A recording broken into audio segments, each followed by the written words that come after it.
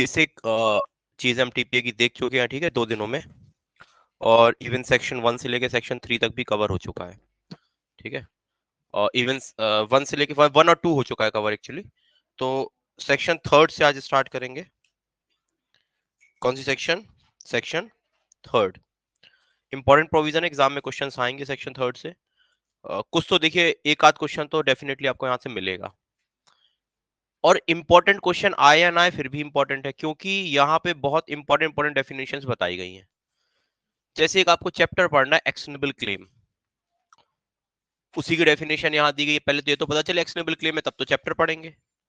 बार बार पढ़ रहे हैं कि चल संपत्ति होती है, अचल संपत्ति होती है, लेकिन यहाँ पे मूवेल और इमूल दोनों प्रॉपर्टी को डिफाइन किया गया है। नोटिस शब्द को भी यहाँ पे डिफाइन किया गया है। नोटिस का मतलब क्या होता है, ठीक है। तो एक तो होती है जर्नल डेफिनेशन, ठीक है। एक कैसी डेफिनेशन होती है? जर्नल। जो जर्नल डेफिनेशन होती है वो आपको जर्नल वे में आपको दिख रही होगी, ठीक है। एक आपकी, एक साथ बैठ जाओ तुम लोग, ठीक है, वहां तुम बैठ जाओ, जल्दी करो, जल्दी फटाफट स्टार्ट करना है, जल्दी आया करो, ठीक है। पहले 4:22 पे आ रहे, 4 बजे से क्लास है, ठीक है। हम लेट आए तो हमारा चल जाता है, तुम्हें लेट नहीं आना है। तुम आगे पहले से सीट ले लो, फिर बाद में आओगे, फिर तुम्हारे लिए कोई वही बाप, या तो बुकिंग करा लो पहले से। क्या हो गया? यहाँ बैठ जाओ, इसमें वो कुर्सी लेके बैठ जाओ अंदर से, चेयर ले लो अंदर से, बैठना हो तो यहाँ बैठ जाओ, ठीक है। पे जल्दी आ जाओ तो वहीं पे लगा लो, कोई दिक्कत नहीं है। चलिए अभी स्टार्ट करें, हो गया? चलिए अब बात नहीं करेंगे, अब स्टार्ट करते हैं। देखिएगा, सबसे पहले एक डेफिनेशन हम देखते हैं प्रॉपर्टी की, ठीक है। प्रॉपर्टी की डेफिनेशन यहाँ डिफाइन नहीं है, लेकिन हम प्रॉपर्टी सबसे पहले पढ़ते हैं। प्रॉपर्टी मतलब संपत्ति। संपत्ति क्या होती है? सबसे पहले हम देखेंगे what do mean by property. Property से हम क्या समझते हैं, प्रॉपर्टी की मीनिंग क्या है, और प्रॉपर्टी के बारे में कुछ इंपॉर्टेंट प्रोविजंस देखते हैं। सबसे पहले प्रॉपर्टी। तो क्या प्रॉपर्टी शब्द टीपीए में डिफाइन है? नहीं। ट्रांसफर ऑफ प्रॉपर्टी एक्ट तो बोला गया, लेकिन प्रॉपर्टी शब्द को डिफाइन नहीं किया गया। जनरली उस दिन हमने अपने काम चलाने के लिए डेफिनेशन पढ़ी थी कि प्रॉपर्टी दो प्रकार की होती है, मूवेबल होती है, मूवेबल होती है, ठीक है। या आप बोल सकते हो कि प्रॉपर्टी दो प्रकार की होती है, टेंजिबल होती है, इनटेंजिबल होती है। टेंजिबल प्रॉपर्टी का मतलब होती है जिसको क्या बोलते हैं, मूर्त संपत्ति, और इनटेंजिबल का होता है अमूर्त संपत्ति। मूर्त संपत्ति ऐसी होती है जिसे देख सकते हो, छू सकते हो, महसूस कर सकते हो, दिस इज टेंजिबल प्रॉपर्टी, ठीक है। जनरली एक डेफिनेशन अपन, अब काम चलाओ डेफिनेशन का अभी आप पहले देखते हो, इसको वर्किंग डेफिनेशन कह सकते हो, कि समझने के लिए हमारी डेफिनेशन होती है वर्किंग। देखो, वर्किंग डेफिनेशन का मतलब होता है जो हमें समझने के लिए, और एक होती है स्टैट्यूटरी डेफिनेशन। अगर एक्ट में कोई डेफिनेशन दी गई है तो उसको स्टैट्यूटरी डेफिनेशन बोलेंगे, ठीक है। और अगर एक्ट में कोई डेफिनेशन नहीं दी गई, हम अपने समझने के लिए कोई डेफिनेशन यूज करते हैं, उसको वर्किंग डेफिनेशन बोलते हैं। तो अगर हम वर्किंग डेफिनेशन की तरफ जाते हैं तो कहता है प्रॉपर्टी दो प्रकार की होती है, ठीक है। वर्किंग, इसको अलग अलग लोग अलग अलग प्रकार से डिफाइन कर सकते हैं। तो कहता है दो प्रकार की होती है। पहला हो गया, कैसी प्रॉपर्टी होगी? टेंजिबल, जिसको बोलते हैं मूर्त संपत्ति, ठीक है। और दूसरी प्रॉपर्टी होती है, कौन सी होती है?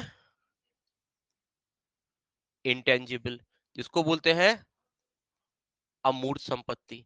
अब इनमें अंतर क्या होता है? मूर्त संपत्ति वो होती है जिसको हम क्या कर सकते हैं, सी कर सकते हैं, जिसको हम, मतलब आप सीधा सीधा बोलिए, जिसको हम देख सकते हैं, महसूस कर सकते हैं सेंसेस के माध्यम से। ऐसी प्रॉपर्टी कौन सी होगी? जैसे एग्जांपल, मतलब ये बॉटल है, आप इसे देख भी पा रहे हो, छू भी पा रहे हो, महसूस भी कर पा रहे हो, it is a tangible property. सामने आपके मेरे हाथ में पेन है, इसको देख भी पा रहे हो, छू पा रहे हो, महसूस कर पा रहे हो, ये भी टेंजिबल प्रॉपर्टी। तो ऐसी प्रॉपर्टी इसको देख सकते हैं, छू सकते हैं, महसूस कर सकते हो, टेंजिबल होगी। टेंजिबल को भी उसने दो प्रकार से, मूल संपत्तियों को दो प्रकार से कैटेगराइज किया। बोले इसमें भी दो प्रकार की होती है। एक होती है मूवेबल प्रॉपर्टी, जिसको बोलते हैं चल संपत्ति। क्या बोलते हैं? चल संपत्ति, ठीक है।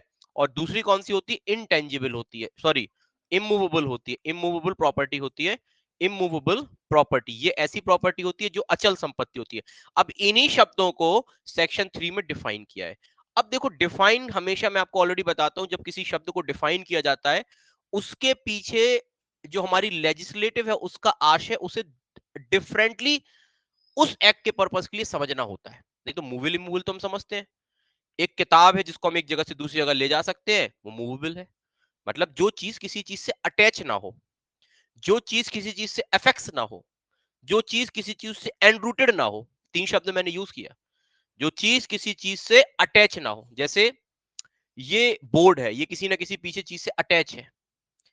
जो चीज किसी चीज से अफेक्ट ना हो, चिपका ना हो किसी की चीज के, कभी कभी जैसे पंखा है, ये अफेक्ट है किसी ना किसी चीज के। दूसरा, कोई चीज दूसरी चीज के एनरूटेड ना हो, जैसे पेड़ है वो क्या है, जमीन में धंसा हुआ है। जैसे आप क्या होते हैं, कैसे बहुत सारी चीजें जमीन में गड़ी होती हैं। अगर इस प्रकार की प्रॉपर्टी है तो इमूवेबल प्रॉपर्टी है। इसके अलावा अगर कोई संपत्ति होती है तो मूवेबल प्रॉपर्टी होती है। लेकिन टीपीए कह रहा है कि नहीं, हमें अगर ये समझना होता तो फिर हम डिफाइन काहे को करते हैं, तो सबको पता है। कहता नहीं, यहां पे हम सेंसेस अलग लेंगे। कुछ ऐसी प्रॉपर्टी हो सकती है जो जमीन में भले गड़ी हो लेकिन मूल प्रॉपर्टी होंगी।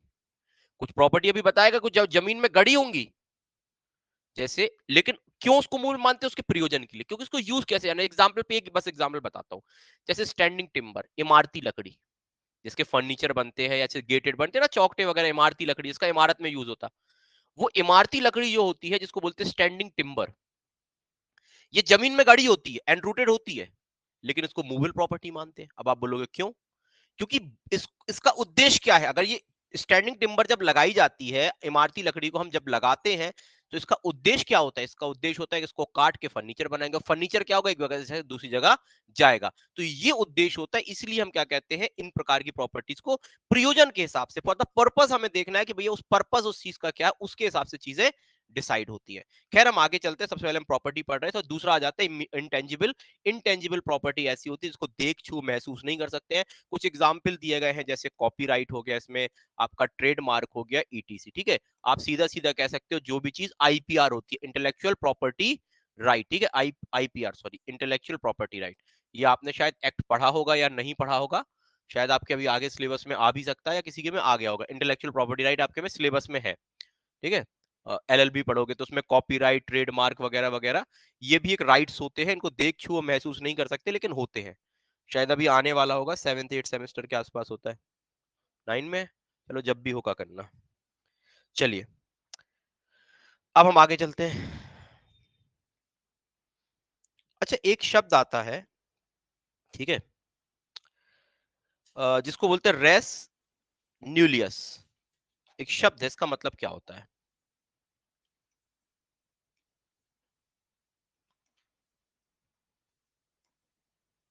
लैटिन शब्द है, ठीक है। What do you mean by res न्यूलियस?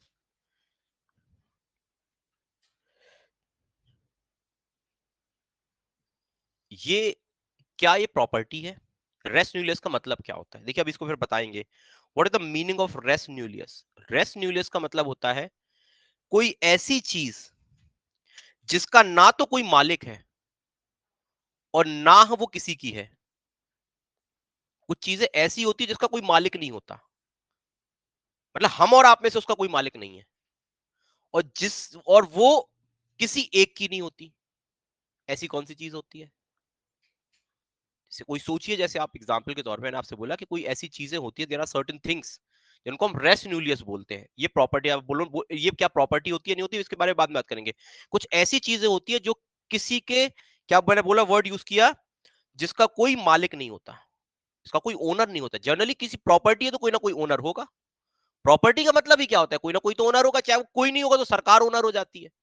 लेकिन कुछ ऐसी चीजें होती है जिसका कोई ओनर नहीं होता, और वो किसी एक की भी नहीं होती, वो सबकी होती है। जैसे सूर्य की रोशनी, जैसे हवा, क्या इसका कोई मालिक है हम और आप में से?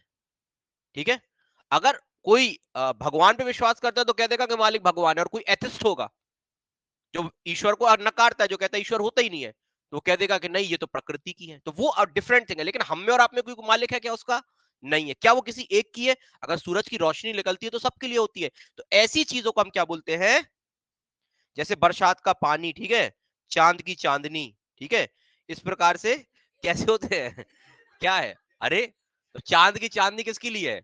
अब जैसे सूरज को तुमने तो पढ़ लिया कि सूरज की रोशनी है, तो वैसे चांद की चांदनी होती है, उसमें लिखा हुआ है एग्जाम्पल, ठीक है, हम नहीं बता रहे, इसमें लिखा हुआ है, ठीक है, बरसात का पानी, सूर्य की रोशनी। तो ये इंग्लिश में उसको कोई नहीं है, लैटिनी वर्ड है, इसको आप देख लीजिएगा, उसमें डालिए थोड़ा सा क्या आ रहा है इसमें। अर्थात ये ऐसी संपत्ति होती है जो व्यापार योग्य नहीं होती है, ठीक है। और ये मतलब इस प्रकार की संपत्ति, इसका मतलब होता है ये ऐसी चीज है जिनको हम संपत्ति नहीं मानते। जैसे एग्जाम्पल के तौर पर अगर हम इसमें और एग्जाम्पल लेके जाए, ठीक है, तो ये हो गए। इसके अलावा कहता है कि कुछ एक्स्ट्रा कमर्शियल चीजें होती हैं, जैसे मतलब रेस एक्स्ट्रा कमर्शियल, ये तो रेस न्यूलियस हो गया। कुछ होती है रेस एक्स्ट्रा कमर्शियल। एक तो कमर्शियल चीजें होती है जिसका हम व्यापार कर सकते हैं, अपने बोलते हैं ना कमर्शियल, कमर्शियल मतलब व्यापारिक चीजें। कुछ ऐसी संपत्ति होती है जिनका व्यापार किया जा सकता है। कुछ ऐसी संपत्तियां होती है जिसको बोलते हैं res extra commercial. Res extra commercial का मतलब होता है ऐसी संपत्तियां जो क्या होती हैं, जिनका व्यापार नहीं कर सकते। व्यापार नहीं कर सकते तो उसको संपत्ति नहीं मांगोगे। जैसे जैसे मानव शरीर, क्या मानव शरीर संपत्ति है? नहीं। जनरली मानव का शरीर संपत्ति ने कैसा तो नहीं देखा कि कोई व्यक्ति किसी को मार के बेच लिया, भैया 500 रुपए का खरीद लो मुर्दा, ऐसा तो होता नहीं है ना। कोई किसी को खरीदता है।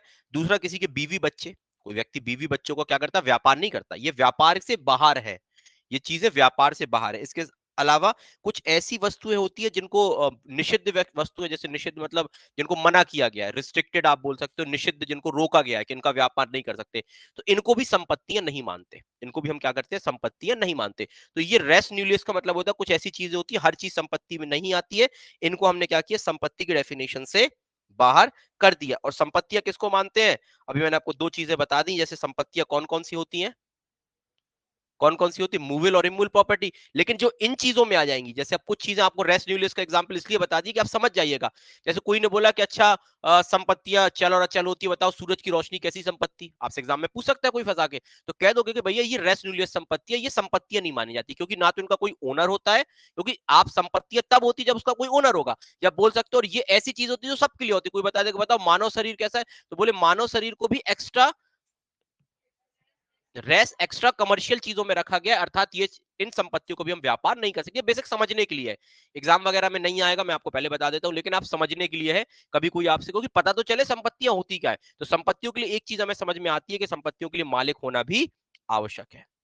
अच्छा, संपत्तियों के लिए क्या होना चाहिए, स्वामित्व होना चाहिए, ओनरशिप। अगर कोई प्रॉपर्टी है तो प्रॉपर्टी के पास क्या होगा, अगर कोई जैसे प्रॉपर्टी है, ये प्रॉपर्टी है, ये प्रॉपर्टी है, समझो इट इज अ प्रॉपर्टी, ठीक है। अब ये प्रॉपर्टी मूवेबल है इमूवेबल है, that is a different thing. लेकिन अगर ये प्रॉपर्टी है तो इसका क्या होगा, कोई ना कोई ओनर होगा। ओनर मतलब मालिक, ये बोल रहा है कि ओनरशिप होनी चाहिए। ओनरशिप का मतलब क्या होता है, अब अगर इसका ओनरशिप होगी इसमें, तो ओनरशिप में कौन कौन सी चीजें देखी जाती, कब कहोगे ये मालिक है। अगर जैसे मैं बोल रहा हूं कि मैं संपत्ति का मालिक है, तो मालिक की क्या क्या विशेषताएं होंगी, क्या क्या होगा मालिक के पास। पहला, प्रयोग का अधिकार, राइट टू यूज।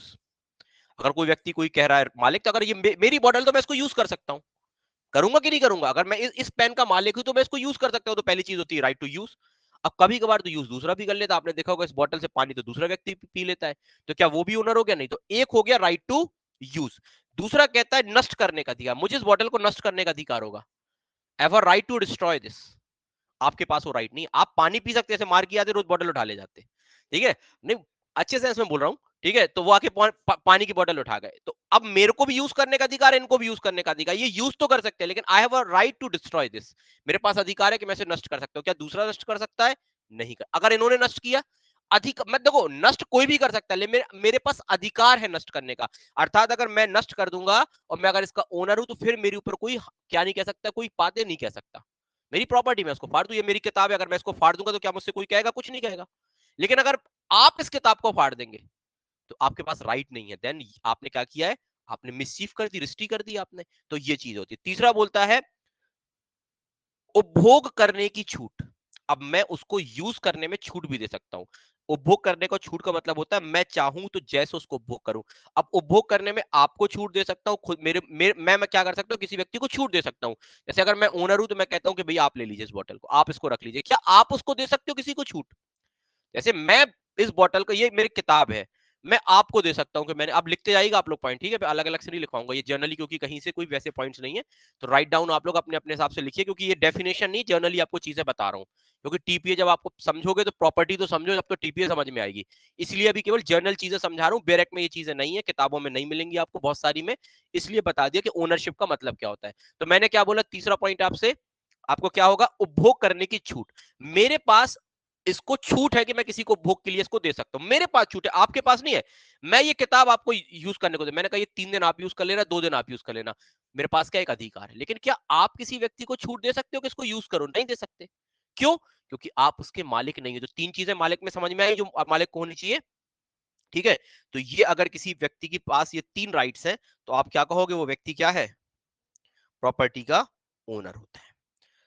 और एक एब्सोल्यूट ओनर होता है, एक रिस्ट्रिक्टेड ओनर होता है। ये भी आप मान के चलिए। एक एब्सोल्यूट ओनर क्या होता है, जिसके पास एब्सोल्यूट राइट होता है। जैसे मैंने अगर अपनी आप कोई चीज आपको सेल कर दी, जनरली मैंने अगर आपको कोई चीज बेच दी, तो आप एब्सोल्यूट ओनर हो जाओगे।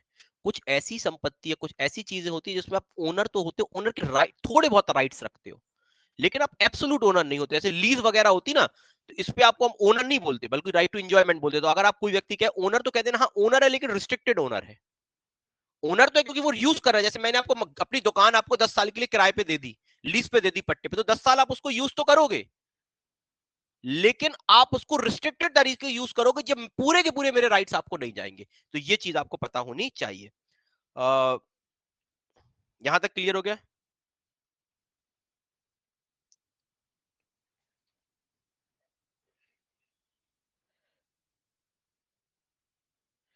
अब 2 शब्द होते हैं, देखिएगा।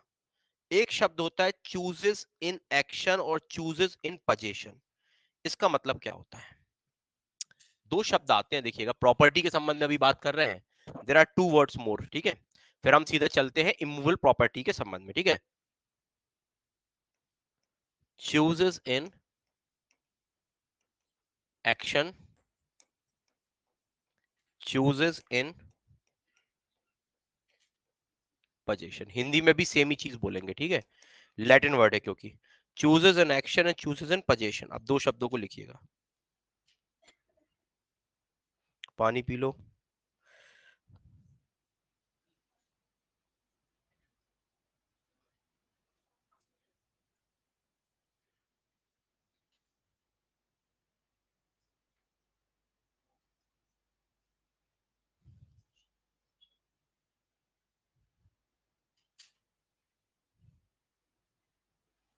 चलिए, क्या होता है चूजेस इन एक्शन और चूजेस इन पोजीशन का मतलब किसी को पता है?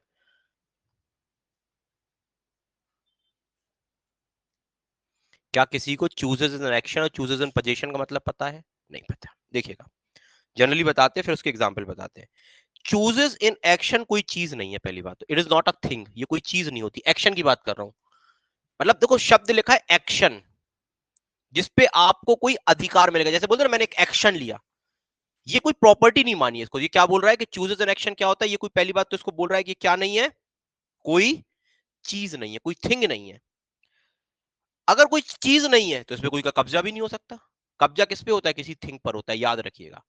जैसे मैंने बोला कि ये चीज है, ये क्या है, एक बॉटल एक चीज है, संपत्ति एक चीज है, चीज मतलब कुछ ना कुछ थिंग्स है। कब्जा हमेशा थिंग पर होता है। अगर वो थिंग नहीं है, तो किसी व्यक्ति का उस पर कब्जा भी नहीं होगा। तो चूजेस एन एक्शन एक ऐसी चीज होती है जहां पे व्यक्ति का अधिकार तो होता है, लेकिन वो कोई चीज नहीं होती। अगर चीज नहीं होती, तो फिर किसी का कब्जा नहीं होता। अभी एग्जाम्पल ही बताऊंगा, पहले आप लोगों से पूछूंगा। किसी कब्जे, यह किसी के कब्जे में नहीं हो सकती, ये किसी व्यक्ति के किसी व्यक्ति के कब्जे में नहीं हो सकती, लेकिन इस पर कब्जा केवल कानूनी कार्रवाई द्वारा प्राप्त किया जा सकता है। लेकिन अगर इस पे आप कब्जा चाहते हो, इस चीज पे, वैसा कब्जा नहीं मिलेगा इसमें डायरेक्टली, लेकिन अगर इस पे कब्जा चाहते हो तो कैसे मिलेगा? कानूनी तरीके से। अब जैसे एग्जाम्पल के तौर पे, मैंने आपको लोन दिया 1 लाख रुपए का। तो ये अगर मैंने आपको 1 लाख रुपए का डेप्थ दिया है, लोन लिया है, तो मैं आपका 1 लाख रुपए का ऋणी हो गया कि नहीं हो गया? इन डेप्थ में आ गया ना मैं 1 लाख रुपए आपसे। अब 1 लाख रुपए का मैं अगर आपके इन डेप्थ में आ गया हूं, तो आप मुझसे क्या 1 लाख रुपए प्राप्त कर सकते हो? तो आपके पास 1 लाख रुपए प्राप्त करने का अधिकार तो है, लेकिन मुझे ये बताइए, क्या जो 1 लाख रुपए प्राप्त करने का अधिकार, ये कोई चीज है? क्या 1 लाख रुपए प्राप्त करने का अधिकार क्या आपके कब्जे में है? नहीं। लेकिन आप कानूनी कार्यवाही करके मुझसे 1 लाख रुपए प्राप्त कर सकते हैं। तो जैसे कंपनसेशन प्राप्त करने का अधिकार, जब कोई व्यक्ति आपके साथ डैमेजेस कर देता है, तो कंपनसेशन, मैं आपको एग्जांपल बता रहा हूं, ठीक है। जैसे मैंने बताया क्या होता है, एक एग्जांपल आपको क्या बताया मैंने, कि आपको कोई अगर क्या कर सकता है, किसी व्यक्ति से डेप्थ वगैरह प्राप्त करने का अधिकार, किसी व्यक्ति से डैमेज प्राप्त करने का अधिकार, किसी व्यक्ति से ब्रीच ऑफ कॉन्ट्रैक्ट की कंडीशन में कंपनसेशन वगैरह प्राप्त करना, तो इन चीजों को हम बोलते हैं चूजेस इन एक्शन। क्या बोलते हैं? Chooses in action. दूसरा होता है चूजेस इन पोजीशन। अब देखो यहां पे एक्शन का अधिकार था, अब ये पोजीशन। अब पोजीशन मतलब आपके हाथ में होगा। यहां पे देखो, यहां पे मैंने बोला कि ऐसी चीज जो किसी के कब्जे में नहीं होती, कब्जे में नहीं होती लेकिन आपका राइट होता है। तो जैसे मैंने बताया ना, जैसे मैंने समझो किसी व्यक्ति का मोबाइल तोड़ दिया, मैंने किसी व्यक्ति का मोबाइल तोड़ दिया, तो क्या अगर मोबाइल तोड़ दिया तो क्या आपको मेरे पास आपको एक अधिकार मिल गया मेरे ऊपर। क्या अधिकार मिल गया? कि आप मुझसे कंपनसेशन प्राप्त कर सकते हो। मुझे ये बताइए, लेकिन जो ये अधिकार मिला आपके पास कंपनसेशन का, आपको 20,000 रुपए का नुकसान हो गया मोबाइल टूटने से, लेकिन क्या वो 20,000 रुपए आपके पास है, कब्जा है? आपको पास कोई ऐसी चीज दिख रही है क्या? राइट जो है, आपको राइट मिल गया 20,000 रुपए का, लेकिन क्या ये राइट दिख रहा है आपको? जनरली पूछ रहा हूं, क्या ये राइट दिख रहा है? क्या ये राइट आपकी पोजीशन में है? क्या आपकी पोजीशन में है राइट? नहीं है। लेकिन क्या कर सकते हो, इसको आप प्राप्त कर सकते हो। कैसे? By way of action. Action लेके। एक्शन कैसे लोगे? आप कोर्ट में क्या करोगे? सूट लेके आइए, जिसको राइट टू सू बोलेंगे ना, आपको राइट टू सू मिल गया, आप वाद लेके आइए, और वाद लेके आप प्राप्त कर सकते हो। जनरली नहीं प्राप्त कर सकते। लेकिन चूज एन पोजीशन, अब वर्ड लिख रहा है यहां पे एक्शन लेने का अधिकार दे रहा था, ये आपको पोजीशन की बात कर रहा है। पोजीशन मतलब कब्जे की बात कर रहा है। जैसे कब्जे की बात करते हैं, इसमें कौन कौन सी चीज आती हैं? जैसे चैटल्स, चैटल्स मतलब होता है जंगम संपत्तियां, जैसे आपकी ज्वेलरी, जैसे फर्नीचर, जैसे अन्य टेंजिबल प्रॉपर्टीज, इनको ये इन पे आपका अधिकार भी होता है, और ये प्रॉपर्टी क्या होती है? आपके कब्जे में भी होती है। जिस पे अधिकार होता है और ये कब्जे में भी होते हैं। मैंने क्या बोला? पोजीशन। जैसे जो चीज पोजीशन में हो, जैसे ये पेन है, ये क्या है? चूजेस इन पोजीशन है। ये मैं इसका मालिक भी हूं और ये चीज मेरी पोजीशन में है। लेकिन कुछ ऐसी चीज होती है मैं जिनका मेरे पास अधिकार होता है, लेकिन वो मेरी पोजीशन में नहीं होती। तो इन चीजों को आप थोड़ा सा दिमाग में रखिएगा एक बार। तो को क्या हो सकता है अभी पहली बार चीजें मिक्सअप होंगी बहुत सारे लोगों की, वो मैं मानता हूं, लेकिन बता दिया तो आपको धीरे धीरे कभी जब पढ़ोगे तो चीजें आपको समझ में आ जाएंगी। तो ज्यादा परेशान नहीं होना इनके बारे में, जितना भी समझ में आ जाए ठीक है, नहीं आता है तो भी ठीक है। ठीक है, आ जाएगा तो भी ठीक है, नहीं आता तो भी ठीक है। अब निकाल लीजिए सीधा सेक्शन, आइए डायरेक्ट निकाल लीजिए। इंटरप्रिटेशन क्लॉज, इमूवेबल प्रॉपर्टी को पढ़ेंगे। देखने में बहुत छोटी लगे, घाव करे गंभीर। ठीक है, ये वही वाली सेक्शन है। देखने में इतनी सी लग रही है, अरे इमूवेबल प्रॉपर्टी, अरे सर याद हो गई, देखते साथ याद हो गई, लेकिन ये डेफिनेशन इतनी छोटी नहीं है एग्जाम पॉइंट ऑफ व्यू से। एग्जाम पॉइंट ऑफ व्यू से डेफिनेशन काफी बड़ी है। तो अब चलो इस डेफिनेशन को सबसे पहले देखते हैं, इंटरप्रिटेशन क्लॉज। आ जाइए सेक्शन 3 की तरफ। अब राइट डाउन करना है, बहुत सारी चीजें लिखनी है। देखो देखने में छोटी लग रही है लेकिन इतनी छोटी नहीं है। एग्जाम में श्योर शॉर्ट क्वेश्चंस आते हैं यहां से, तो मैं आपको एक एक करके चीजें लिखवाता जाता हूं। चलिए, पहला बोल रहा है इमूवेबल प्रॉपर्टी। इमूवेबल प्रॉपर्टी का मतलब अचल संपत्ति। क्या बात कर रहा है? इमूवेबल प्रॉपर्टी, जिसको बोलते हैं अचल संपत्ति। अचल संपत्ति का मतलब क्या होता है? क्या होता है अचल संपत्ति का मतलब? अब देखिएगा, कहता है immovable property does not include. ये नहीं बोल रहा है कि इमूवेबल प्रॉपर्टी का मतलब क्या होगा। देखिए दो शब्द होते हैं कभी एक शब्द होता है किसी डेफिनेशन में लिखा रहता है व्हाट दिस मींस, और एक में होता है इंक्लूड। अब आप लोग कभी ध्यान ही ना देते होगे, मुझे पता है, आप कहते हो सब एक जैसा है। आप देखिए जैसे बहुत से लोग ध्यान ही नहीं देते हो, अरे बोले वो मींस भी लिखा है तो क्या हो गया, बोले डेफिनेशन तो ये जर्नल शब्द नहीं देखते। आपने बहुत सारी डेफिनेशन देखी है, इसके बाद इंस्ट्रूमेंट की डेफिनेशन देखी, उसमें मींस लिखा है, और इस पे क्या लिखा है? इस डेफिनेशन पे क्या लिखा है? इंक्लूड। देखो जहां पे शब्द मींस लिखा है मतलब वो आपको बता रहा है, ये एक स्ट्रिक्ट डेफिनेशन होती है। वो जहां पे शब्द मींस लिखा रहता है मतलब स्टैट्यूटरी डेफिनेशन स्ट्रिक्ट है, इसका मतलब होगा, इसका मतलब ये होगा। मैंने कहा पेन का मतलब केवल, मैंने एग्जांपल दिया, मैंने कहा पेन का मतलब बॉल पेन। जैसे आप एग्जाम देने जा रहे हो तो मैंने वहां पे शब्द पेन को डिफाइन कर दिया। मैंने कहा for the purpose of examination pen मतलब बॉल पेन। अब आप कह रहे हो कि सर जेल पेन भी आएगा, मैंने कहा नहीं आएगा। आप कह रहे हो सर वो भी तो होता है, मैं कहता हूं सब कुछ होता है, लेकिन अगर किसी चीज को किसी एक्ट में डिफाइन किया गया तो उस एक्ट में उसका मतलब क्या होगा। मैं ये नहीं कह रहा हूं कि इंस्ट्रूमेंट का मतलब केवल नॉन टेस्टामेंट्री इंस्ट्रूमेंट होती है। अभी तो हम पढ़ के आए हैं एनआई। एनआई में क्या बता रहा था इंस्ट्रूमेंट का मतलब? रिटन डॉक्यूमेंट, और रिटन डॉक्यूमेंट में वो आपको क्या क्या इंक्लूड कर रहा था?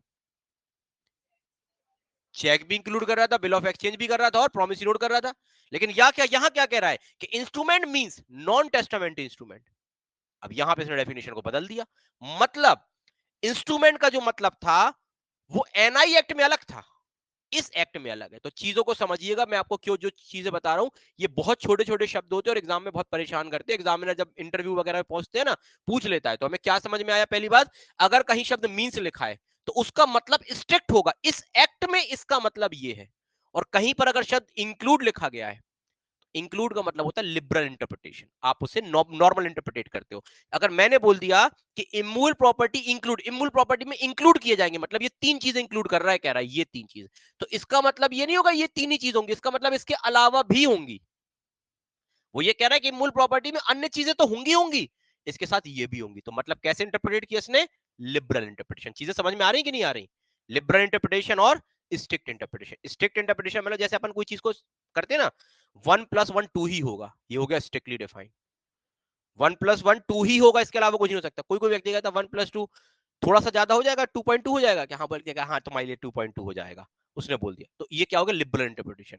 तो यहां पे शब्द क्या लिखा है, इंक्लूड।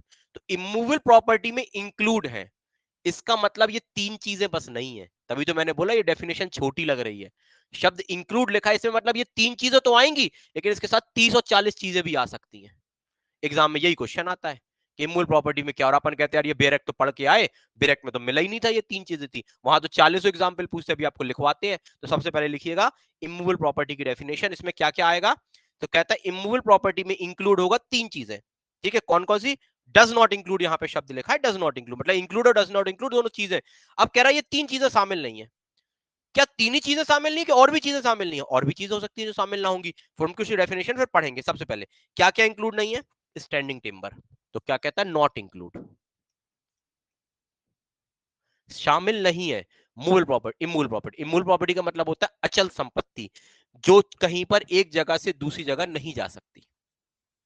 ये दीवाल है, एग्जाम्पल के तौर पे ये दीवाल है, कैसी प्रॉपर्टी है दीवाल, इमूवेबल प्रॉपर्टी। ये जो बोर्ड लगा हुआ है कैसी प्रॉपर्टी है, इमूवेबल प्रॉपर्टी, क्योंकि किसी चीज से जकड़ी हुई है। ये कैमरा है, ये यहाँ पे कैमरा लगा हुआ है, ये कैसी, इमूवेबल प्रॉपर्टी, फिलहाल इमूवेबल प्रॉपर्टी है इस समय, क्योंकि किसी ना किसी चीज से जकड़ी हुई है। पेन किसी चीज से जकड़ी नहीं है, पेन किसी चीज से जकड़ा हुआ है नहीं, कैसी प्रॉपर्टी है, मूवेबल। किताब क्या किसी चीज से जकड़ी हुई है, देखिए किसी चीज से जकड़ी है नहीं, कैसी प्रॉपर्टी है, मूवेबल। तो आपको ये चीजें देखनी, अभी मैं भी इसको आगे भी इसको डेफिनेशन को भी इंक्लूड करूंगा। तो इसमें इंक्लूड नहीं है, कह रहा कौन कौन सी चीजें नहीं है, स्टैंडिंग टिम्बर, आगे ग्रोइंग क्रॉप्स, और तीसरा और ग्रास। अब एक दिमाग लगाइए, ये जो चीजें होती है क्या ये जमीन से जकड़ी नहीं है, देखो ना, क्या ये चीज जमीन से जकड़ी नहीं है, तो इनको इमूवेबल प्रॉपर्टी में शामिल नहीं होना चाहिए था, होना चाहिए था। आप देखिए जो स्टैंडिंग टिम्बर होती है, मतलब टिम्बर का मतलब होता है पेड़, आप जनरली मान के चलिए, स्टैंडिंग टिम्बर मतलब इमारती लकड़ी, लकड़ी का जो पेड़ होता है, क्या ये जमीन से जकड़ा नहीं होता, इसकी जमीन में जड़ें होती है। क्या जो ग्रोइंग क्रॉप्स होती है, फसल अपन उगाते हैं, कोई भी फसल हो जाए, गेहूं चना कुछ भी, इसकी जमीन में इसकी जड़ें नहीं होती है। क्या कोई ग्रास जो घास होती है इसकी जमीन में जड़ें नहीं होती, होती है तीनों की। इसलिए क्या कह रहा है, इसलिए उसने, मैंने बताया देखा, जब किसी चीज को डिफाइन किया जाता है इसका मतलब है कि हमें उसे थोड़े से अलग सेंस में लेना है, और यहाँ पे हमें इसे अलग सेंस में लेने, मतलब कहता है कि वैसे अगर जर्नली आपको देखा जाए, अगर ये डिफाइन ना करते ना, तो हम तो यही समझते कि ये तीनों चीजें क्या है, इमूवेबल प्रॉपर्टी मिलू, लेकिन उसने कह दिया ये नहीं है, नहीं है। अब इसने आपको क्या डेफिनेशन बताई, क्या इमूवेबल प्रॉपर्टी की डेफिनेशन बताई इसने आपको, नहीं बताया। इसने तो बस ये बता दिया क्या शामिल है क्या नहीं है, बस इसने ये बताया, ये भी नहीं बताया क्या शामिल है, ये बता दिया कि जो तीन चीजें आपको ऐसा लगता है कि इस इमूवेबल प्रॉपर्टी में आती है, तीन चीजें इमूवेबल प्रॉपर्टी में नहीं आती। अब क्या आता ये भी नहीं पता अभी हमें, तो कैसे पता चला, ये केसेस के माध्यम से पता चला, और इसकी डेफिनेशन होती क्या है ये भी नहीं पता, तो इसी चीज को अब हम क्या करते हैं, पढ़ने की कोशिश करते हैं। तो चलिए सबसे पहले आप लिखिएगा, इसकी डेफिनेशन और जगह पे भी दी गई है, एक इसकी डेफिनेशन इमूवेबल प्रॉपर्टी की, ये तो नेगेटिव डेफिनेशन है, कैसी डेफिनेशन है, it is a negative definition, ये नहीं बता रही कि क्या शामिल होगा, बल्कि कहती क्या शामिल नहीं होगा। अब कहता है, पढ़िएगा, कहता है according to section 3 of transfer property act, ठीक है, सॉरी, अकॉर्डिंग टू सेक्शन 3, ठीक है, transfer property act section 3 of general clauses act, देखो सेक्शन 3 ट्रांसफर प्रॉपर्टी एक्ट में डिफाइन किया गया है इसको, इसके साथ साथ इसको जर्नल क्लॉजेज एक्ट, ठीक है, कौन सा एक्ट मैं बोल रहा हूं, journal clauses act, journal clauses act, कब का है ये, 18 97, इसकी सेक्शन 3 का क्लॉज 26। बताता हूं जनरल क्लॉज एक्ट होता है। एक ये डेफिनेशन हो गई, और एक डेफिनेशन है रजिस्ट्रेशन एक्ट में, इंडियन रजिस्ट्रेशन एक्ट 1908, इसकी डेफिनेशन 2 का क्लॉज 6। ये दो चीजें याद रखिएगा, ये दो डेफिनेशन देखिएगा। क्या कह रहा है आपसे, इसने कहा कि एक जनरल क्लॉजेज एक्ट, एक ऐसा एक्ट है 1897 का जिसमें डेफिनेशन ही डेफिनेशन दी गई है। अगर किसी चीज की डेफिनेशन आपको किसी एक्ट में नहीं मिलती तो यहां से उठा के देख लीजिए। जनरल क्लॉजेज एक्ट का मतलब है साधारण उपखंड अधिनियम, मतलब यहां पे आपको डेफिनेशन ही बताई गई है। तो अगर यहां पे इसने डेफिनेशन क्या बताई, आपको नहीं बताई, तो आप इसकी डेफिनेशन कहां से देखोगे, जनरल क्लॉज एक्ट की सेक्शन 3 के 26 से देखोगे। और ये क्या कहती है, तो कहती है, ये सेक्शन 3 का 26 कह रहा है कि जनरल क्लॉजेज एक्ट का क्या कह रहा है कि इसकी डेफिनेशन देख ले। तो एक डेफिनेशन और कहां बताई गई है, एक डेफिनेशन आपको इंडियन रजिस्ट्रेशन एक्ट की सेक्शन 2 के क्लॉज 6 में बताई गई है। तो दो डेफिनेशन उसने आपको क्या की है, अलग अलग जगह पे बता दी है। चलिए सबसे पहले जनरल क्लॉजेस एक्ट की डेफिनेशन देखते हैं।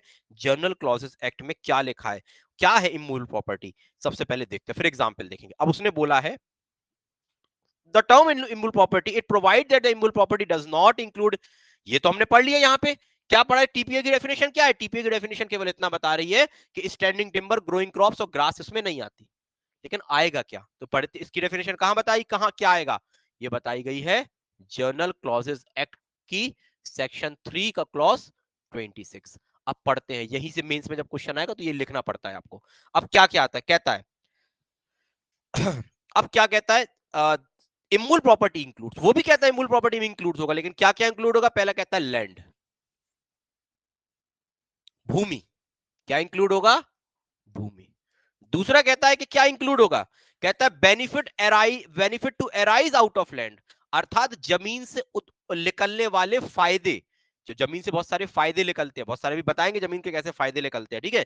तो दूसरा पॉइंट लिखिएगा, क्या लिखना है, benefit to arise out of land, benefit to arise out of land, benefit to arise out of, लिखिएगा इसको, जमीन से निकलने वाले फायदे। तीसरा पॉइंट लिखिएगा, थिंग्स अटैच टू अर्थ,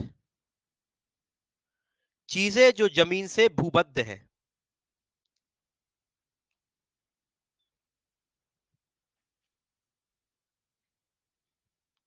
ये चीजें जो जमीन से क्या है, जकड़ी हुई हैं।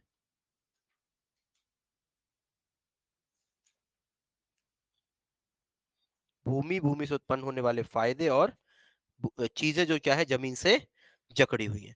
अब कहता है कि इन तीन चीजों को देख लो, ये जो तीन चीजें हैं ना, यही आपको डिफाइन करनी है कि मूल प्रॉपर्टी क्या। अब आप देखिएगा कौन कौन सी जमीन, जो जमीन है, अब उसने नहीं बताया क्या, जमीन जो आपकी होती है भूमि, कैसी होती है, इमूवेबल प्रॉपर्टी होती है। जैसे कभी भी आप कभी घर बेचते हो, मकान बेचते हो, जैसे कोई व्यक्ति बोलता है कि मैं अपना प्लॉट बेच रहा, तो प्लॉट बेच रहा मतलब कैसी प्रॉपर्टी बेच रहा है, इमूवेबल प्रॉपर्टी। वो कहता है मैं अपना खेत बेच रहा, खेत क्या है, उसकी जमीन भूमि है, खेत कैसी प्रॉपर्टी हो गई, इमूवेबल प्रॉपर्टी।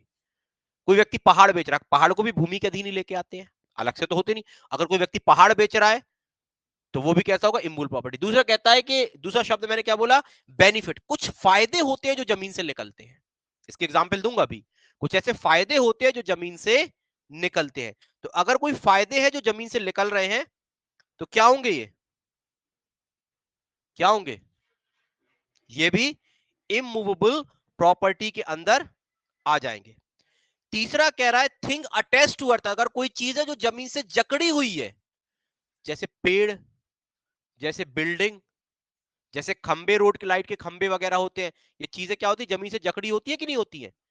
तो ये क्या होते हैं, ये चीजें क्या होती है, ये भी किसके अधीन आती हैं, इमूवेबल प्रॉपर्टी के अधीन आती है। थोड़ा बेसिक समझ में आया कि क्या होता है, ये तीन चीजें आपको देखना है। ये तो हो गया एक, एक होता है बेनिफिट, और तीसरा क्या बोला मैंने, attach to earth.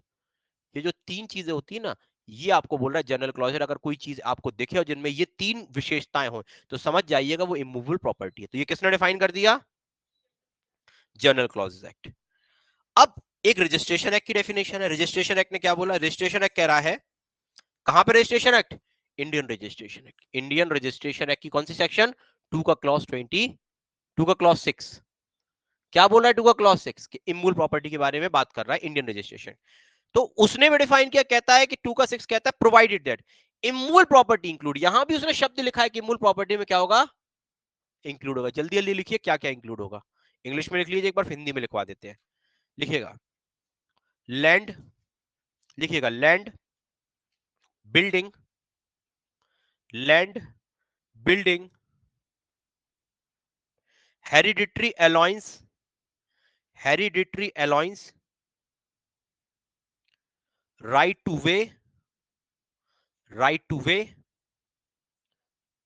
Veg, WAYS मतलब मार्ग का अधिकार, lights, ferries, FERRIES ferries, fisheries, fisheries, और एनी अदर बेनिफिट, और any other benefit to arise out of land, to arise out of land, ये उसमें शब्द उसने इंक्लूड करे, any benefit arises out of land, comma, and things attach to earth, and things attach to earth, and things attach to earth, comma, और permanently, permanently fastened, FASTENED, permanently fastened to anything which is attached to earth, which is attached to earth, permanently fastened to anything which is attached to earth, but does not include, but does not include standing timber, growing crops and grass.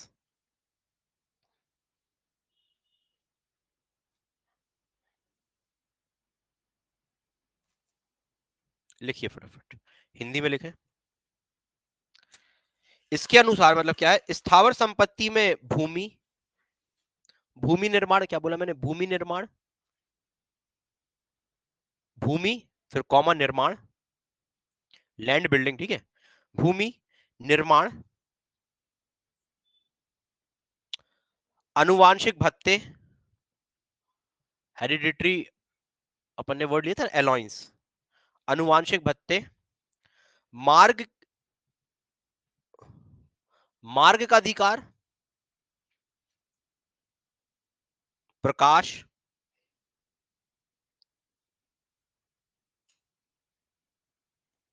मेले, fairies मेले,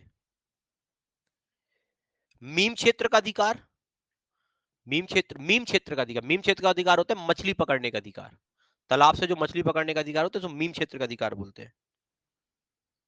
या भूमि से उद्भूत होने वाले कोई भी अन्य फायदे, या भूमि से उद्भुत होने वाले कोई भी फायदे, इसका मतलब क्या होता है?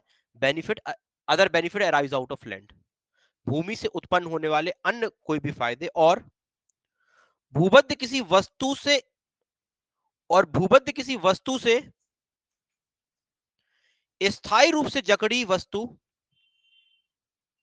और भूबद्ध किसी वस्तु से स्थायी रूप से जकड़ी वस्तुएं आती हैं। क्या कहता है? मतलब कोई भी चीज जो, जैसे कोई चीज जकड़ी होती है ना, जैसे एग्जांपल के तौर पे ये जमीन, जैसे ये घर है, इस घर क्या हो गया? ये तो एक जमीन से जकड़ा हुआ। अब इस घर से जो चीजें जकड़ी होंगी, जैसे गेट, जैसे खिड़कियां, तो ये भी क्या हो जाएंगी अगर ये जकड़ी हुई है? जैसे ये बोर्ड, ये जकड़ा हुआ है घर से, तो ये पंखे, ये जकड़े हुए, ये क्या माने जाएंगे? Immovable property. आगे, किंतु खड़ा काष्ठ, उगती फसलें और घास इसके अंतर्गत नहीं आती। ये तीन चीजें इसके अधीन नहीं आती। कुछ समझ में आया? थोड़ा बहुत समझ में आया कि क्या बात कर रहा है ये?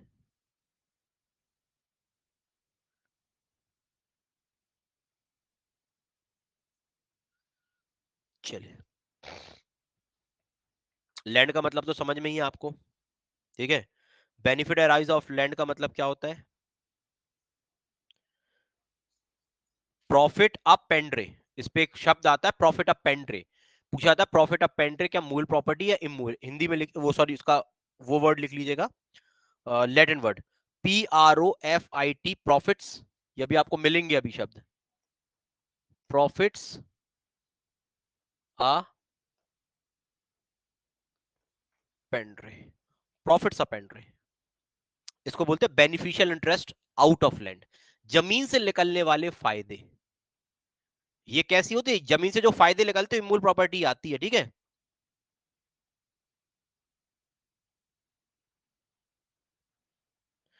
तालाब है, तालाब कैसी प्रॉपर्टी, मूल प्रॉपर्टी है।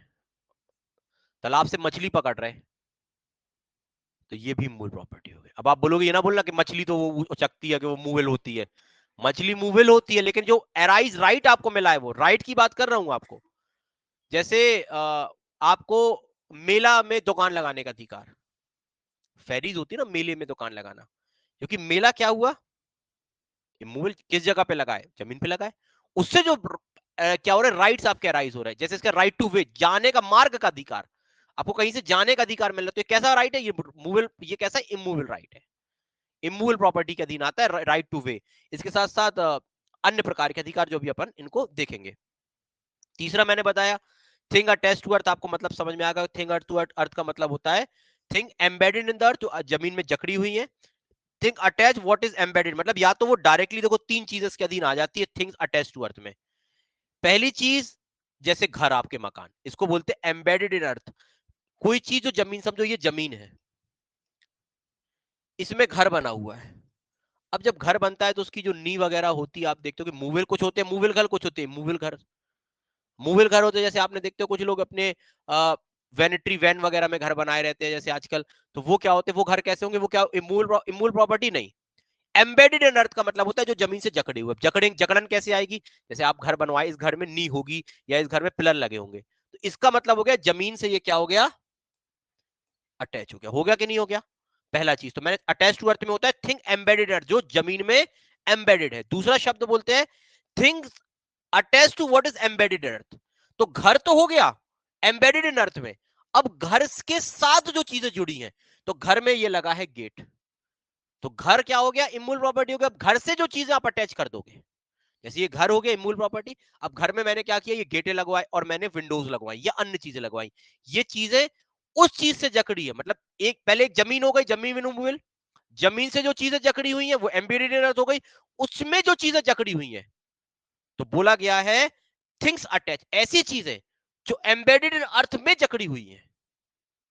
कौन सी चीजें जकड़ी हुई है, डोर्स आ जाते हैं आपके, विंडोज आ जाती, आपके पंखे आ जाते हैं, अगर एसी लगाए तो एसी आ जाएगा, जो चीजें जकड़ी हुई है, जकड़न किसी प्रकार से होती है। तीसरी चीज कहता है, तीसरा शब्द अटैच टू अर्थ में क्या आता है, थिंग्स रूटेड इन अर्थ, जो चीजें जमीन में गड़ी हुई है, जैसे पेड़, जैसे खंबे, खंबे जो होते हैं जो, या पेड़ वगैरह होता है, वो क्या होता है, जमीन में गड़े होते हैं, तो जो चीजें जमीन में गड़ी होंगी वो क्या आएंगी, वो भी इमूवेबल प्रॉपर्टी के अधीन आ जाएंगी। अब हम, मेरे को लगता है कि आपको डेफिनेशन बहुत हद तक क्लियर हो गई होगी, लेकिन इसमें तीन चीजें नहीं आती एंड रूटेड, जो आपकी एंड रूटेड में तीन चीजें नहीं आती, तीन चीजें जमीन से जरूर गड़ी हुई हैं, नहीं आती। कौन कौन से, पीछे एग्जाम्पल देख लीजिए जो अपन ने पढ़ा था, स्टैंडिंग टिम्बर, ग्रोइंग क्रॉप्स और ग्रास, ये चीजें जब भले जमीन से गड़ी हुई है, लेकिन किसमें नहीं आती, इमूवेबल प्रॉपर्टी में नहीं आती। अब इसके टेस्ट वगैरह होते हैं कि कितना गड़ा हुआ है, क्या है, चीजें में नहीं जाते, फिर बहुत लंबा हो जाएगा लेक्चर, इतना ही बहुत ज्यादा है, मेरे हिसाब से सफिशिएंट है। कुछ मैक्सिम्स आती हैं, उनको भी अभी हम नहीं देखते, जबरदस्ती की है। अब इसके एग्जाम्पल भले देखेंगे, ठीक है, एग्जाम्पल देख लेते हैं, चलिए। अब लिखिए यहां से कि इसके एग्जाम्पल्स क्या क्या है।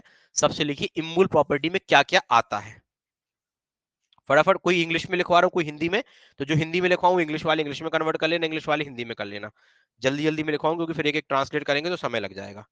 मेरे पास जो इंग्लिश में है वो इंग्लिश में लिखवा देता हूँ, जो हिंदी में है वो हिंदी में लिखवा देता हूँ, फिर आप लोगों को क्या करना है, गूगल से जो ट्रांसलेट करें, नहीं समझ में आए तो फिर मुझसे पूछ लेना बाद में। चलिए लिखिए फटाफट, पहले देखिएगा, benefit arise out of land, benefit arouse out of land, जमीन से उत्पन्न होने वाले फायदे या जमीन से निकलने वाले फायदे।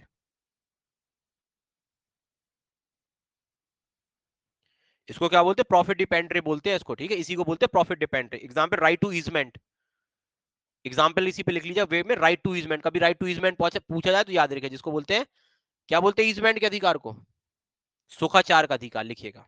दूसरा, राइट अंडर लीज और टीनेंसी, पट्टा और किराएदारी, पट्टा और किराएदारी के अधीन अधिकार, पट्टा और किराएदारी के अधीन अधिकार। क्या बोला? राइट अंडर लीज और टीनेंसी, लीज मतलब पट्टा, टीनेंसी मतलब किराएदारी। जो पट्टे और किराएदारी में अधिकार मिलते हैं ये भी मूल प्रॉपर्टी के राइट्स होते हैं। बिल्कुल बिल्कुल। इसके बाद नेक्स्ट, भूमि से, मतलब जो माइंस होती है ना, जिसको अपन भूमि या भूमियों में माइंस होती हैं, अपन को क्या बोलते हैं? खदानें। खदानों से सोना निकालने का अधिकार, खदान से हीरे निकालने से, पन्ना है, पन्ने में क्या निकाला जाता है? हीरे निकाले जाते हैं। तो जमीन से निकलते हैं ना, तो जो आप जैसे जमीन से सोना निकालने का अधिकार, जमीन से हीरा निकालने का अधिकार, जमीन से मिनरल्स निकालने का अधिकार, जैसे कोयला कोई व्यक्ति निकाल रहा है, कोई गोल्ड निकाल रहा है, ये राइट्स भी मूल प्रॉपर्टी माने जाते हैं। तो लिखिएगा, right to erect gold, silver, coal, ETC from the land. Land bracket में माइंस, खदानों से सोना, चांदी, कोयला इत्यादि निकालने का अधिकार, मछली पकड़ने का अधिकार, चाहे वो तालाब से पकड़ो, चाहे वो रिवर से पकड़ो, चाहे किसी पॉन्ड से पकड़ो। Right to fishery, right to fishery, right to फेरी,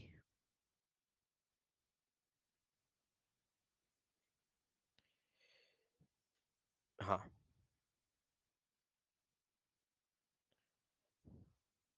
मेले और हाट से,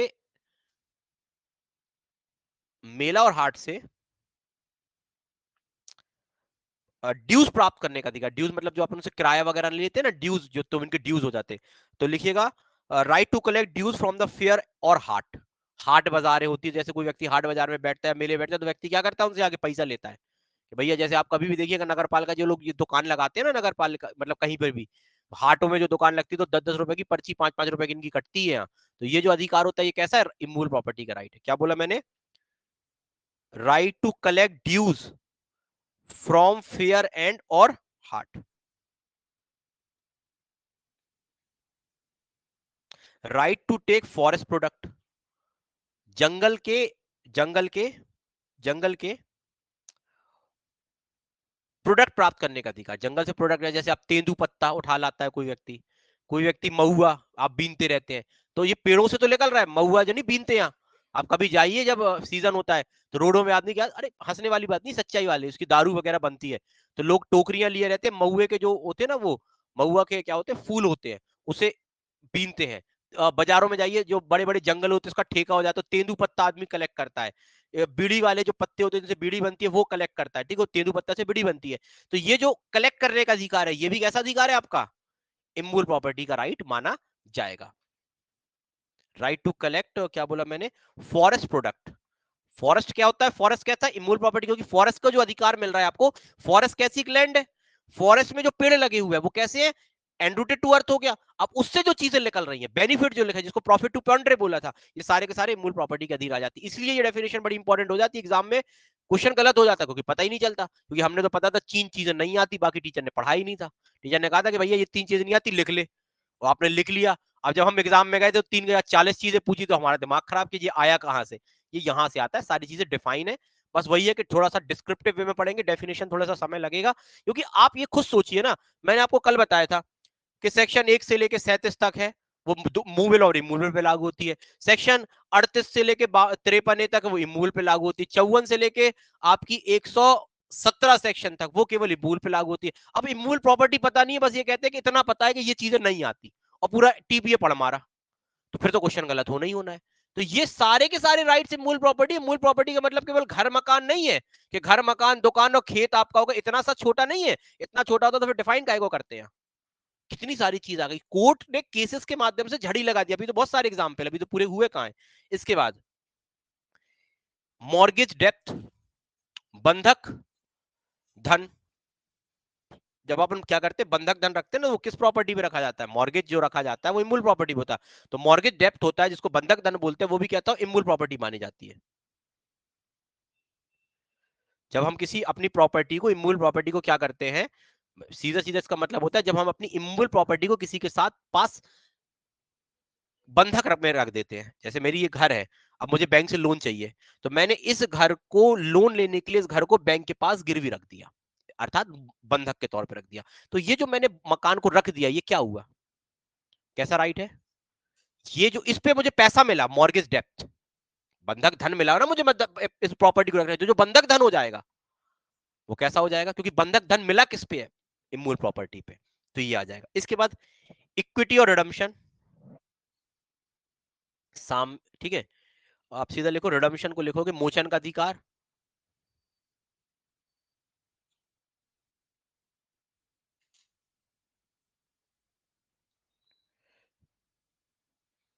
आगे चलते हैं, ठीक है, कुछ और राइट्स देखते हैं।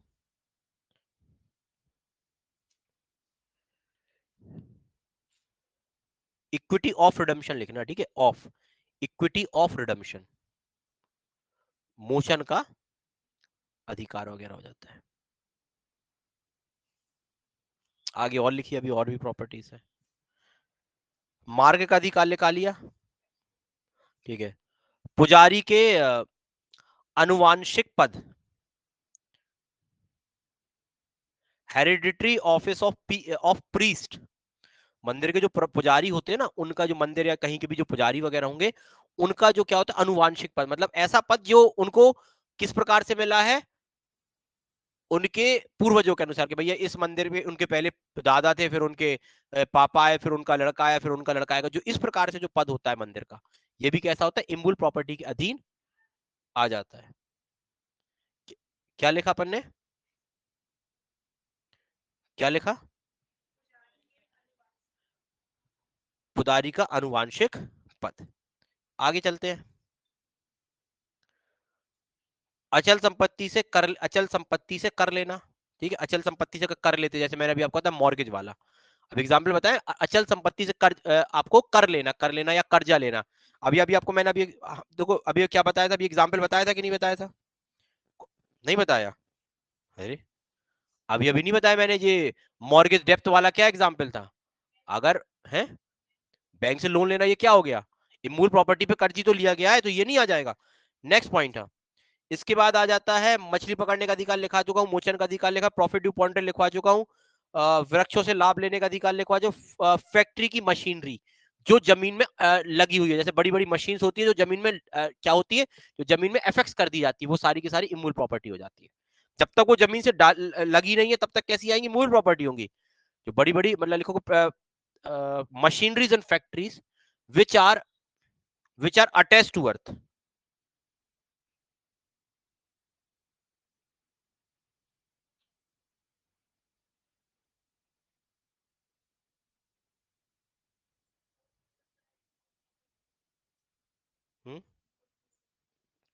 वो बाद में बताते हैं, अभी सब, अभी बहुत सारी चीजें बची हुई है ना। ये भी बता दिया, इसके साथ साथ मीम क्षेत्र का मालिकाना हक, मेले से कर वसूल करने का अधिकार लिखवा चुके हैं, ठीक है। ताड़ के वृक्ष से, जो ताड़ का वो होता है ना, ताड़ एक वृक्ष होता है, तो उससे ताड़ी प्राप्त करने का अधिकार। आपने भी एनडीपीएस एक्ट नहीं पढ़ा, देखो क्या होता है, पढ़ाएंगे, सॉरी अभी आपने वो नहीं पढ़ा, एक्साइज एक्ट।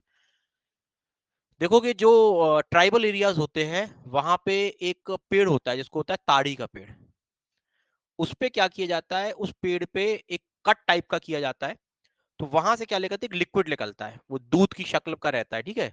अब ये वाला ना पी लेना, तो धतूरा तूरा का तुम पी जाओ, हाँ, कि बोले यही वाला तो है, हाँ, वो अलग पेड़ होता है, ठीक है, ताड़ी का पेड़ होता है, कोई धतूरा पी जाए तो लोट उठ जाए फिर, ये ना करना। तो एक पेड़ होता है जिसको ताड़ी का पेड़ बोलते हैं, उस पर इस प्रकार से कट्स लगाए जाते हैं, और उस पर क्या होता है, फिर उसको छोड़ दिया जाता है, तो उससे एक दूध की शक्ल में एक लिक्विड निकलता है, इस लिक्विड, ये एक लिक्विड जो होता है, इस पे क्या होता है, नशा होता है, तो इसे पिया जाता है, ठीक है। तो जो ट्राइबल एरियाज के लोग होते हैं, जहाँ पे ट्राइबल एरियाज होते हैं और बहुत जगह पे भी, तो ये वो पीते हैं, तो ठीक है। अब ये जो मतलब मेरा बोलने का मतलब है, जो ताड़ के पेड़ से जो ये ताड़ी निकल रही है, ताड़ी, TARI, ताड़ी, ये भी आप पढ़ोगे एक्साइज एक्ट में, इसके बारे में जिक्र है कि ये भी मतलब इसको भी आप नहीं रख सकते अपने घर में ज्यादा, ठीक है, जैसे दारू नहीं रख सकते घर में जार, तो ताड़ी भी नहीं रख सकते, एक्साइज एक्ट में बताया गया है।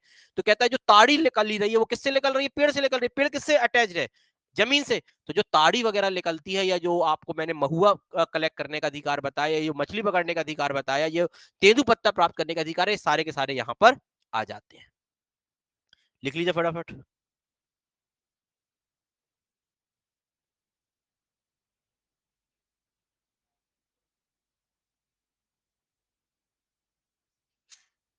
लिखिए आगे। भविष्य में भरण पोषण प्राप्त करने का अधिकार जो किसी अचल संपत्ति पर भार हो। भविष्य में भरण पोषण प्राप्त करने का अधिकार जो किसी अचल संपत्ति पर भार हो।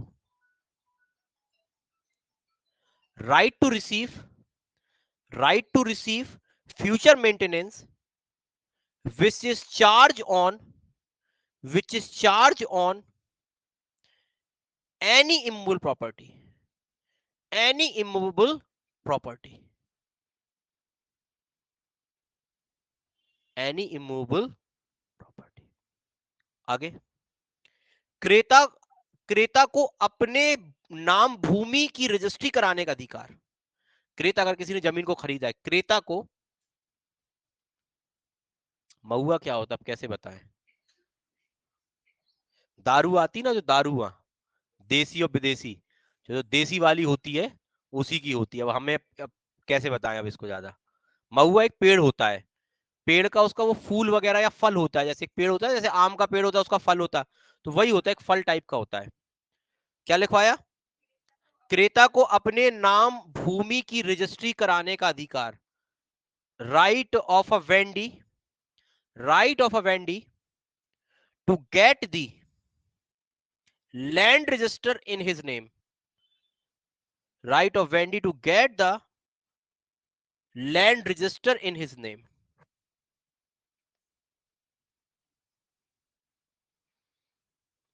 तो आपको बहुत सारे एग्जाम्पल मिल गए, आई थिंक आपको समझ में भी आ गए होंगे। ठीक है, तो कुछ समझ में आया कि नहीं आया।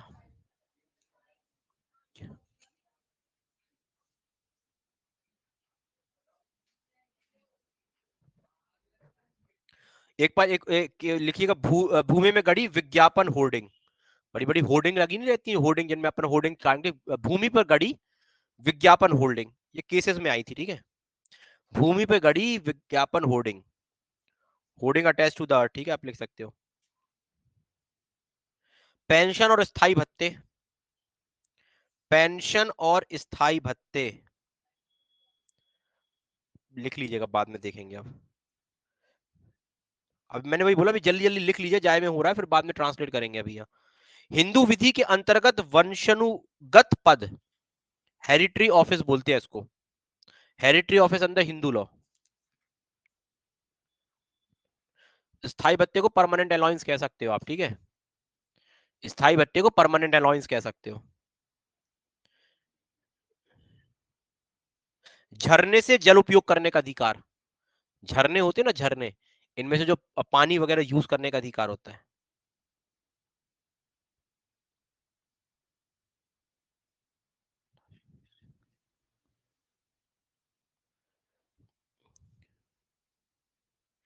खनिज का अधिकार, राइट टू मिनरल्स ऑलरेडी करा चुका हूं।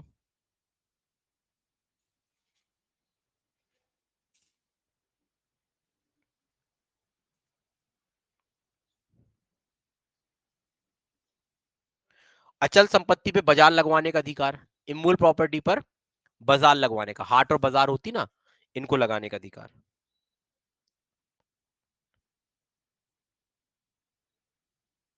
रोशनी का अधिकार, राइट टू लाइट, ये सब हो गया।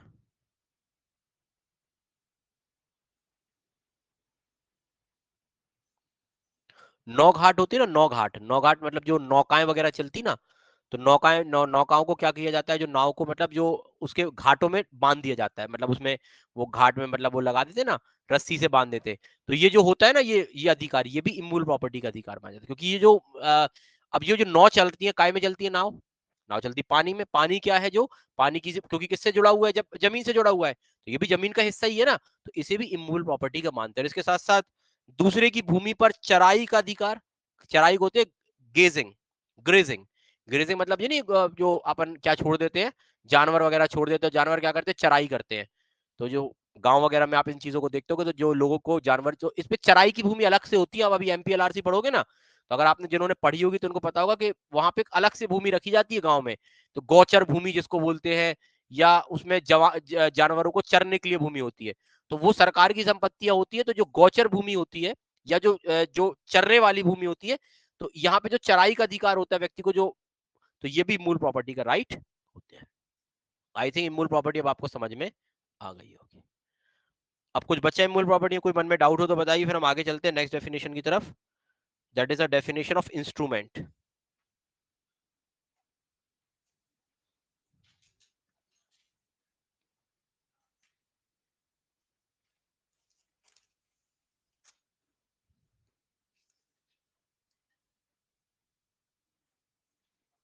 यहां तक कोई दिक्कत?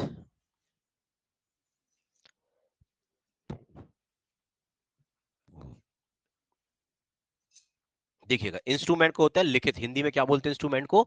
लिखित। अभी अभी हम कौन सा एक्ट पढ़ के आए? नेगोशिएबल इंस्ट्रूमेंट एक्ट पढ़ के आए। नेगोशिएबल इंस्ट्रूमेंट में पढ़ा था कि ये तो आपको जनरली पता चलेगा कि इंस्ट्रूमेंट का मतलब होता है लिखित, लेकिन वहां पे इंस्ट्रूमेंट का लिखित का मतलब क्या था? तीन चीजें। क्या क्या थी, जल्दी से बताइए? प्रॉमिसरी और बिल ऑफ एक्सचेंज और चेक। वहां पे अलग मीनिंग था, लेकिन यहां पे क्या मतलब है? यहां पे पढ़ते हैं तो कहता है instrument means a non testamentary instrument. लिखित में अवसियती लिखित अभिप्रेत है, मतलब लिखित में ऐसी चीजें आएंगी, मतलब जो लिखित है, मतलब डॉक्यूमेंट। रिटन मतलब डॉक्यूमेंट। तो ऐसी लिखित आएंगी जो अवसियती है, वसियती नहीं आएंगी। वसियती नहीं आएंगी मतलब, मैंने आपसे बोला था ना, विल पर टीपी एप्लीकेबल नहीं होती। क्यों नहीं होती? क्योंकि विल किसके मध्य होती है? जब व्यक्ति मर जाता है तब इफेक्टिव होती है। और कल मैंने आपको बताया था, परसों भी बताया था, कि जो टीपी एप्लीकेबल होती है वो एक्ट ऑफ पार्टीज पे होती है। और कैसे एक्ट ऑफ पार्टीज पे होती है? लिविंग पर्सन के बीच में। इसलिए उसने कहा सारी लिखित तो आएंगी, लेकिन एक लिखित नहीं आएगी। वो कौन सी होगी? मतलब जो वसीयती लिखित नहीं आएगी। इसलिए उसने बोला है कि मींस नॉन टेस्टामेंटरी इंस्ट्रूमेंट, अर्थात अवसियती लिखित आएगी। अवसियती, देखो वसियती लिखित मतलब हो जाता तो विल आ जाती। अवसियती लिखित मतलब नॉन टेस्टामेंट्री, अर्थात नॉन टेस्टामेंट्री का मतलब सीधा सीधा यहां पे है कि जो जीवन काल के दौरान व्यक्ति द्वारा लिखी जाएंगी वो इंस्ट्रूमेंट्स आएंगी। जैसे अब कोई व्यक्ति किसी को सेल करेगा, कोई व्यक्ति को सेल कर रहा है, लेकिन सेल किसको कर रहा है? व्यक्ति प्रॉपर्टी किसी जीवित व्यक्ति को कर रहा है। कब कर रहा है? जीवन काल के दौरान कर रहा है। ये सारी चीज आ जाएंगी, लेकिन ऐसी कोई चीज नहीं आएगी जो कैसी होगी? कैसी होगी? वसीयती होगी, जिसको बोलते हैं टेस्टामेंट्री होगी। टेस्टामेंट्री होता है वसीयती, नॉन टेस्टामेंट्री होता है अवसीयती। तो ये हमें बहुत अच्छे से चीजों को देख लेना है। छोटी सी डेफिनेशन दी गई, बहुत कुछ इसमें देखने की जरूरत नहीं है।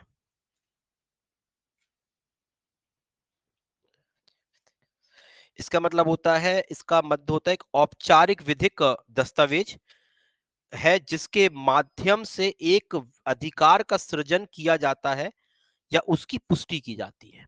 मतलब ये बोल रहा है कि लिखित का मतलब होता है, लिखित क्या होती है? एक औपचारिक विधिक दस्तावेज होता है।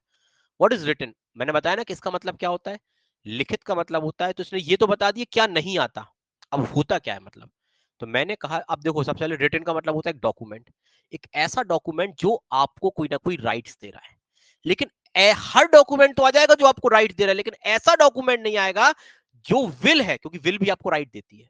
जब कोई व्यक्ति मरता है और मरने के बाद अपनी विल छोड़ के जाता है, तो जब जिसका नाम उस विल पे होता है, क्या उसको राइट्स मिलते हैं कि नहीं मिलते? मिलते हैं। लेकिन इसने क्या कह दिया? विल्स नहीं आएंगी। क्यों नहीं आएंगी? क्योंकि टीपी ये कवर नहीं कर रही है उसको, इसलिए नहीं आएंगे। इसके अलावा जो डॉक्यूमेंट्स होंगे, ऐसे डॉक्यूमेंट जो व्यक्ति को क्या करते हैं, ऐसे डॉक्यूमेंट जो व्यक्ति को क्या दे रहे हैं? राइट्स दे रहे हैं, तो वो किसके अधीन आ जाते हैं?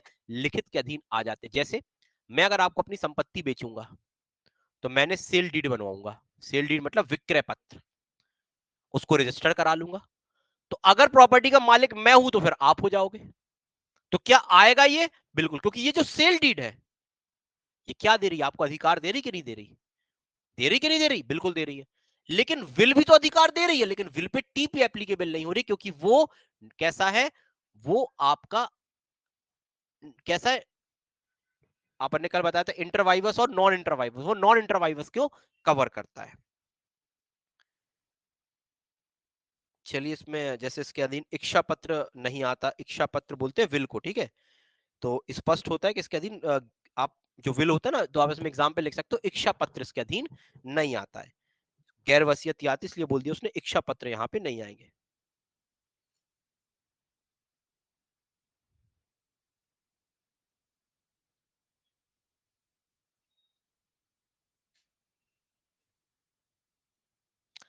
एक क्वेश्चन आता है, क्या कोई करार है, एग्रीमेंट है, तो एग्रीमेंट की जो फोटोकॉपी होती है इसे हम इंस्ट्रूमेंट मान सकते हैं, लिखित मान सकते हैं? तो नहीं मानते। क्यों नहीं मान सकते? उसके पीछे रीजंस हैं। पहला, इसे जब्त नहीं कर सकते अपन। जैसे समझो मैंने, मेरे पास क्या है, देखो ये मेरे पास एक लिखित है। लिखित मतलब होता है कि कोई ऐसी चीज जो आपको राइट दे रही हो। मेरे पास एक ये है कि समझो एक मेरे पास एक सेल डीड है, मैंने मकान खरीदा है आपसे, इस पे लिखा होगा सेल डीड पे कि भैया मकान कब बेचा गया, कितने में बेचा गया, आपके साइन होंगे, मेरे होंगे, मैं इसको रजिस्टर कराऊंगा, टेस्ट कराऊंगा, एग्जीक्यूट कराऊंगा, जो जो कराना है सब करा दूंगा। तो अपन बोलते ना कि भैया जमीन के कागज है ये, तो जमीन के कागज क्या हुए? इंस्ट्रूमेंट हुई, क्योंकि आपको अधिकार दे रहा है। लेकिन वो कह क्या रहा है, क्या नहीं आएगा, क्या नहीं आएगा इसमें? वो कह रहा है कि क्या इसमें फोटोकॉपी आएगी, क्या इसकी फोटोकॉपी आएगी, इसकी फोटोकॉपी नहीं आएगी। क्यों? क्या इसकी फोटोकॉपी को जब्त करेगा कोई व्यक्ति? क्या करेगा जब्त करके? फोटोकॉपी का कोई वैल्यू, क्योंकि फोटोकॉपी तो व्यक्ति गलत भी कर सकता है। दूसरा, क्या उस फोटोकॉपी पे स्टाम्प वगैरह लगवा के आप उसे ओरिजिनल की तरह यूज कर सकते हो? नहीं कर सकते। तो इसलिए वो फोटो कॉपीज नहीं आती है। दिल्ली हाई कोर्ट का डिसीजन है, सुप्रीम कोर्ट का डिसीजन नहीं, दिल्ली हाई कोर्ट का डिसीजन इसमें आया था। यहां तक हो गया? यहां तक चीजें क्लियर हुई? जल्दी बताइए। एक ही डेफिनेशन में इतना समय लगा है, बहुत इंपॉर्टेंट डेफिनेशन है क्योंकि। इसके बाद अटेस्टेड की डेफिनेशन, इसको कल पढ़ेंगे बाकी। अटेस्टेड और अटेस्टेशन है। रजिस्ट्रेशन की डेफिनेशन देख लीजिए, छोटी सी है, ठीक है। रजिस्ट्रेशन की देख लीजिए, रजिस्ट्रीकृत। तो कहता है means registered of in any part of the territory to which the act extend under the law for the time being in force regulating the registration of company. तो कहता है कि रजिस्ट्रेशन का मतलब होता है, रजिस्ट्रीकृत का मतलब कि भारत में कहीं भी अगर आप रजिस्टर्ड कराते हो डॉक्यूमेंट को, तो उसका मतलब, जैसे हम क्या होता है, जैसे मैंने आपको बताया इंडियन रजिस्ट्रेशन एक्ट है। इंडियन रजिस्ट्रेशन एक्ट कहता है कि बहुत सारे ऐसे डॉक्यूमेंट हो जिनको आपको रजिस्टर्ड कराना पड़ेगा। और रजिस्ट्रेशन आप जैसे, अब उसमें लिखा है, सेक्शन 17 में लिखा है कि किन किन डॉक्यूमेंट को रजिस्टर्ड कराना पड़ेगा, और 18 में लिखा है किन किन को कराना ऑप्शनल है। तो अगर लिखा है कि इन डॉक्यूमेंट को रजिस्टर्ड मैंडेटरी कराना पड़ेगा, तो उसका मतलब वही है। तो इंडियन रजिस्ट्रेशन, मैंने आपको पहले भी बताया था, कल ही बताया था कि इस एक्ट को इंडियन रजिस्ट्रेशन एक्ट के साथ में पढ़ना है। 54 का क्लॉज 2(3) आपको बताया था, 59 बताया था, सेक्शन 107 बताई थी और 123 बताई थी। इसका मतलब जहां जहां रजिस्ट्रेशन एक्ट के लिए कहा, रजिस्ट्रेशन के लिए कहा गया है, वहां पर रजिस्ट्रेशन कराना पड़ेगा। और रजिस्ट्रेशन आप पूरे भारत में जहां जहां रजिस्ट्रेशन एक्ट एप्लीकेबल होगा, तो ये प्रावधान आपके लागू हो जाएंगे। फिर से देख लीजिए हिंदी में, रजिस्ट्रीकृत से किसी किन्हीं राज्य क्षेत्रों के जिन पर इस अधिनियम का विस्तार है, किसी भी भाग में दस्तावेजों से रजिस्ट्रीकरण का विधि मान्य करने वाली तत्सम किसी विधि के अधीन रजिस्ट्रेशन अधिकृत है। तो हमारे यहाँ कौन सा रजिस्ट्रेशन में एक्ट लागू होता है? एक ही लागू होता है, जिसको इंडियन रजिस्ट्रेशन एक्ट बोलते हैं। तो कहता है रजिस्ट्रेशन का मतलब इंडियन रजिस्ट्रेशन एक्ट के हिसाब से रजिस्ट्रेशन। तो उसकी सेक्शन 17 बताती है किन डॉक्यूमेंट को रजिस्ट्रेशन करना है, किन का नहीं करना। यहाँ भी बताया गया है, यहाँ भी बताया गया कि किन डॉक्यूमेंट को रजिस्टर्ड करेंगे और किन डॉक्यूमेंट को हम रजिस्टर्ड नहीं करेंगे।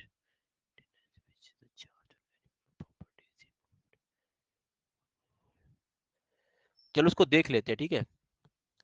इस वाले को देख लेंगे अगर वो एग्जाम में, क्योंकि यहाँ पे अलग चीज आ रही है, वहां पे अलग आ रही है, तो उसको देख लेंगे, ठीक है। उसको मानसी देख लेंगे, ठीक है। क्योंकि यहाँ पे मैं दो दो जगह पे पढ़ रहा हूँ, तो दोनों जगह पे वही चीज मिल रहा है। मैंने अभी दो जगह से आपको देख के बताया, तो दोनों जगह पे मेरे को तो सेम ही चीज मिली है। बाकी और चेक कर लेंगे, ज्यादा से ज्यादा यही हो सकता है। इनका कहना है कि जो अपन ने एक पॉइंट लिखा है, ये वाला पॉइंट है ना,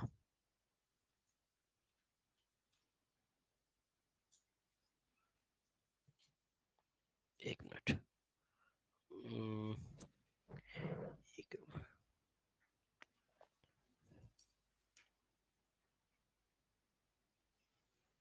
मेंटेनेंस वाला पॉइंट लिखा था ना, किस नंबर पे लिखा था, किसके बाद लिखा था उसको?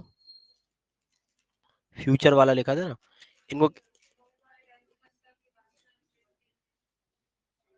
ठीक है, तेंदुपत्ता वाले के बाद लिखा होगा।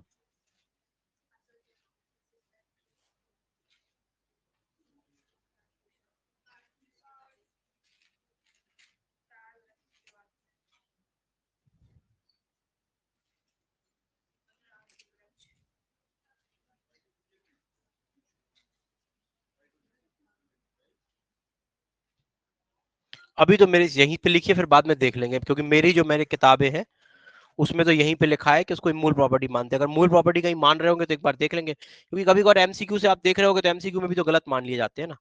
तो मैं तो किताब से बता रहा हूँ, एक बार और चेक कर लेंगे, ज्यादा से ज्यादा यही हो सकता है यहाँ। क्योंकि अब देखिए मैंने आपको फिर से वही बताया था, ये चीजें किसी बुक पे तो लिखी नहीं है, ये केस लॉस के माध्यम से है। तो कभी कभी चीजें गलत लिख जाती है। अब जब केस लॉ में किसको क्या मान ले तो अपने हाथ में नहीं, तो हो सकता है कभी कभी दो केसेस हो कि किसी में माना हो किसी में नहीं माना हो, ये भी हो सकता है, क्योंकि मैं तो बुक से बता रहा हूँ आपको। तो बाकी एक बार और देख लेंगे, अगर जो एग्जाम में मानते हैं अपन को तो वो मानना है। मैं तो कहता हूँ यहाँ पे कुछ भी लिख रहा है, अगर एग्जाम में एक दो बुकों में चेक कर लिएगा, अगर एग्जाम में ये माना है कि उसको मूविल मानते हैं तो फिर मूविल मान लीजिए, क्योंकि हमें एग्जाम निकालने से मतलब है, हमें बाल की खाल नहीं निकालनी है। ठीक है, तो आप तो एग्जाम के हिसाब से जो भी मान रहे हो वो मानिएगा। वैसे बाकी ज्यादातर मैंने जहां तक पढ़ा तो इसको इमूल प्रॉपर्टी मानते हैं, क्योंकि इमूल प्रॉपर्टी से वो राइट आपका एराइज हो रहा है। तो आपको ये समझ में आ गया रजिस्ट्रेशन। अटैच टू अर्थ में आपको अभी पढ़ाई चुका हूं, आप लोग देख लीजिए। अटैच टू अर्थ की मैंने डेफिनेशन पढ़ा दी थी। देखिए तीन चीजें लिखी होंगी, rooted to earth, embedded in earth और attach to what. So embedded earth मतलब जो जमीन से, तो इसको तीन के एग्जाम्पल देख लीजिए। ये मैंने आपको अभी अभी ये सारी की सारी चीजें बता दी है, तो ये सब समझ में आई थी कि नहीं आई है। जैसे पहला बोल रहा है अटैच टू अर्थ का मतलब क्या होता है, जैसे इसमें क्या आ जाएगा, ट्रीज, जैसे पेड़ वगैरह आ जाएंगे। ठीक है, अटैच टू अर्थ में आ जाएंगे जैसे पेड़, जैसे आप बोल दीजिए इसमें ट्रीज और शब्स आ जाएंगी। ठीक है, पेड़ और झाड़ी आ जाएंगी। इसमें कौन से पेड़ नहीं आएंगे, जो टिम्बर ट्रीज होंगे, टिम्बर ट्रीज को क्योंकि उसने अलग से हटा दिया है। दूसरा बोल रहा है एम्बेडेड इन अर्थ, एम्बेडेड जिसमें वॉल्स और बिल्डिंग आ जाएंगी। मैंने बताया जैसे जो मेरा मकान है ये एम्बेडेड टू अर्थ है, और इस मकान के साथ जो चीजें एम्बेडेड होंगी, इस मकान के साथ जो चीजें आपकी जकड़ी होंगी, जैसे गेट और विंडोज वगैरह, वो किस में आ जाएंगी, वो नीचे वाले में आ जाएंगी। Attach to what is embedded in for the permanent beneficial enjoyment. अब गेट आप क्यों लगाते हो, क्योंकि आप उस मकान का आनंद ले पाओ, बेनिफिट के लिए लगाते हो। अगर मकान में आपका गेट ना होगा तो कोई भी व्यक्ति अंदर आ जाएगा, कोई भी जानवर आ जाएगा, कोई व्यक्ति आ जाएगा, तो इंजॉयमेंट के लिए लगा रहे हो। अब खिड़की क्यों लगाते हो, कि हमें रोशनी मिले, जब चाहिए हो तब ले पाए, और जब ना चाहिए हो तब ना ले पाए। तो ये चीजें यहाँ पे इंक्लूड कर दी गई है। तो बस यहाँ पे आप इतना चीजें देख लीजिए, कल से हम पढ़ेंगे, जो कल हमारी सारी डेफिनेशंस कवर हो जाएंगी, अगर पूरी हो पाए तो ठीक है, तो हम देखते हैं। तो आज के लिए इतना ही, ठीक है। एक बार पढ़ लीजिएगा, नहीं समझ में आए तो पूछ लीजिएगा। डेफिनेशंस में ये नहीं रहना चाहिए कि हमें चीजें समझ में नहीं आई। मूल प्रॉपर्टी की डेफिनेशन नहीं दी गई है, मैं मूल प्रॉपर्टी की भी डेफिनेशन आपको कल कराऊंगा, ठीक है। तो ऐसा मत सोचिए कि मूल प्रॉपर्टी की डेफिनेशन भी हमें करनी है, इमूवल तो करनी करनी, मूवल की साथ डेफिनेशन नहीं दी गई है, कि तभी समझ में आएगा कि मूवल में किस किस को हमने इंक्लूड किया है। तो एग्जाम में क्योंकि इस प्रकार के क्वेश्चंस आते हैं। चलिए मिलते हैं, ठीक है, ठीक है।